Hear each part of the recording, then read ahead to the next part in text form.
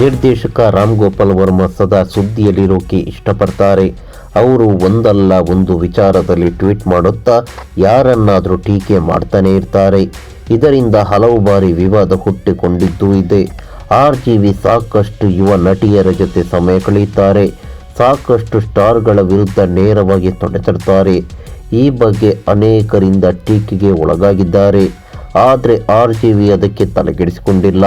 ಬದಲಿಗೆ ಓಪನ್ ಆಗಿ ಟ್ವೀಟ್ ಮಾಡೋದನ್ನು ಮುಂದುವರಿಸಿದ್ದಾರೆ.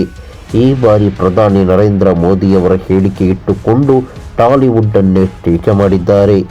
ತೆಲುಗು ಚಿತ್ರರಂಗ ಪ್ರಪಂಚದಾದ್ಯಂತ ಹೆಸರು ಮಾಡ್ತಾ ಇದೆ.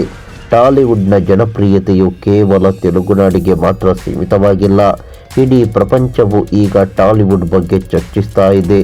ಬೆಳ್ಳಿ ತೆರೆಯಿಂದ OTT ಪ್ಲಾಟ್ಫಾರ್ಮ್ವರೆಗೂ ತೆಲುಗು ಸಿನಿಮಾ ಸದ್ದು ಮಾಡ್ತಿದೆ. ಹೊರ ದೇಶಗಳಲ್ಲೂ ಜನರು ತೆಲುಗು ಚಿತ್ರಗಳನ್ನು ನೋಡಲು ಇಷ್ಟಪಡ್ತಾರೆ ಎಂದು ನರೇಂದ್ರ ಮೋದಿಯವರು ಇತ್ತೀಚೆಗೆ ಹೇಳಿದರು. ಪ್ರಭಾಸ್, ರಾಣಾ ದಗ್ಗುಬಾಟಿ, ತಮನ್ನಾ ಹಾಗೂ ಅನುಷ್ಕಾ ಶೆಟ್ಟಿ ನಟಿಸಿದ್ದ ರಾಜಮೌಳಿ ನಿರ್ದೇಶನದ ಬಾಹುಬಲಿ ಸರಣಿ 2 ಚಿತ್ರಗಳು ಹಿಟ್ಟಾಗಿದ್ದವು. ಈ ಸಿನಿಮಾ ವಿಶ್ವ ಮಟ್ಟದಲ್ಲಿ ಸದ್ದು ಮಾಡಿತ್ತು. ಕಳೆದ ವರ್ಷಾಂತ್ಯಕ್ಕೆ ತೆರೆ ಕಂಡ ಅಲ್ಲು ಅರ್ಜುನ್ ಹಾಗೂ ರಶ್ಮಿಕಾ ಮಂದಣ್ಣ ನಟನೆಯ ಪುಷ್ಪ ಚಿತ್ರ ಕೂಡ ಒಳ್ಳೆಯ ಹೆಸರು ಮಾಡಿತ್ತು. ಈ ಚಿತ್ರಗಳನ್ನು ಮೋದಿ ಹೊಗಳಿದ್ರು. ಈ ಸಿನಿಮಾಗಳು ನಮ್ಮ ಹೆಮ್ಮೆ ಎಂದು ಕೊಂಡಾಡಿದ್ರು. ಈ ವಿಚಾರದಲ್ಲಿ ರಾಮಗೋಪಾಲ ವರ್ಮಾ ಟಾಲಿವುಡ್ ಅನ್ನೇ ಟೀಕಿಸಿದ್ದಾರೆ. ಟಾಲಿವುಡ್ ಮಂದಿ ಪ್ರಧಾನಿ ನರೇಂದ್ರ ಮೋದಿಯವರು ಹೊಗಳಿದ ವಿಚಾರಕ್ಕೆ ಸಂತಸ ಪಡುವ ಅಗತ್ಯವಿಲ್ಲ. ಅವರು ಬಾಹುಬಲಿ ಹಾಗೂ ಪುಷ್ಪ ಚಿತ್ರದ ಬಗ್ಗೆ ಮಾತ್ರ ಮಾತನಾಡಿದ್ದಾರೆ.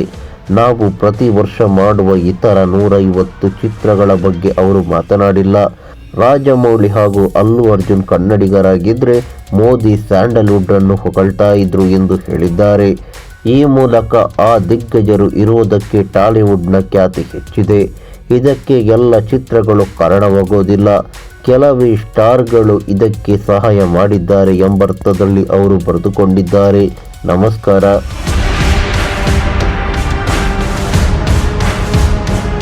ಈ ಮಾಹಿತಿ ನಿಮಗೆ ಇಷ್ಟವಾಗಿದ್ದರೆ ಲೈಕ್ ಮಾಡಿ, ಶೇರ್ ಮಾಡಿ, ಹಾಗೆ ನಮ್ಮ ಕೋಸ್ಟಲ್ ಕನ್ನಡ ಯೂಟ್ಯೂಬ್ ಚಾನಲ್ಗೆ ಸಬ್ಸ್ಕ್ರೈಬ್ ಮಾಡಿ.